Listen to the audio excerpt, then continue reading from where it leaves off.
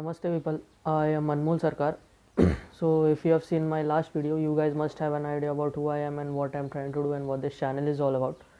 And if you have not seen that video, for Facebook I'll share the link in the comment section, and for YouTube in the description below.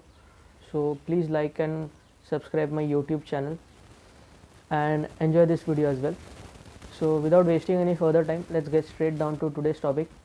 So if you have seen my last video, you guys must have understood that how I was trying to say that this M. Devinagayam guy used myth of Saint Thomas and fabricated fake archaeological evidences, and then we also saw the real archaeological evidences which surfaced out of it. And now in today's video we will see that how this Devinagayam guy used this fake archaeological evidence to propagate this Dravidian theory or Tamil theory as a Aryan British conspiracy. That means these Aryans who came from outside and British colonial administrators merged and conspired together against the Tamils, native Tamils, and the non-Tamils were trying to rule over that. You know all this. Now if you see the current political landscape as well, you will find that in Tamil psyche, Tamil people's psyche, they will always say that the non-Tamils have come to rule over India and over the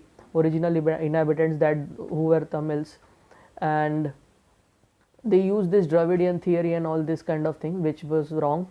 No Aryans came from outside. It was the conspiracy of British colonial administrator and the stooges like M. Devinagayam. So we will go into that in quite detail in today's video. So these St. Thomas fabrications merged with earlier ideas of conquering Aryans and caricatures of Emil Brahmins. As I have said that the Aryans and Brahmins were trying to conspire against the native Tamilians and were trying to destroy their local culture.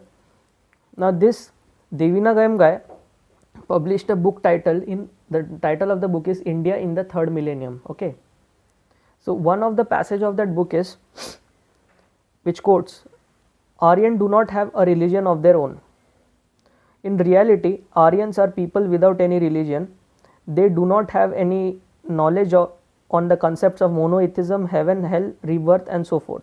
Now see how they are trying to deconstruct this Aryans, and they were trying to project that Tamils were superiors to Aryans and all. Okay, the passage continues. They used to bake the meat of cattle and sheep in fire and eat it with drinks called soma or sura. They were gay people enjoying nature, worshipping, dancing and singing folk songs. In the course of time, these folk songs were known as Vedic hymns. Now see how they are connecting Vedas to it. The term Aryan in a common collective name was given to Persian, Greeks, Romans, Shakas, Kushanas and Huns. All of them were foreigners who entered India without any religion of their own. Okay.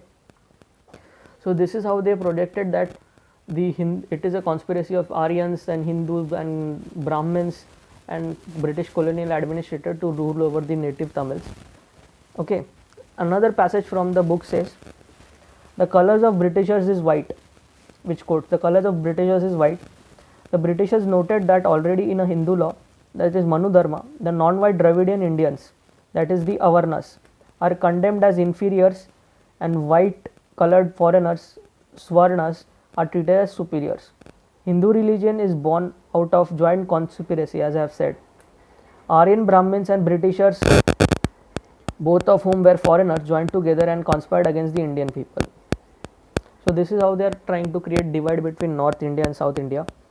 Not only that, they set up Institute of Asian Studies to further propagate this theory into the academic circles and political landscape of that time.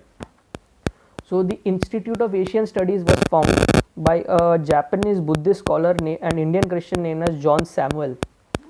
Okay, so this guy formed the Institute of Asian Studies and he started publishing a journal or the periodic, as a magazine we can say, Journal of Institute of Asian Studies. In this he used to try to decouple Tamil language from the pan-India basis and propagate this Aryan Britishers conspiracy theory.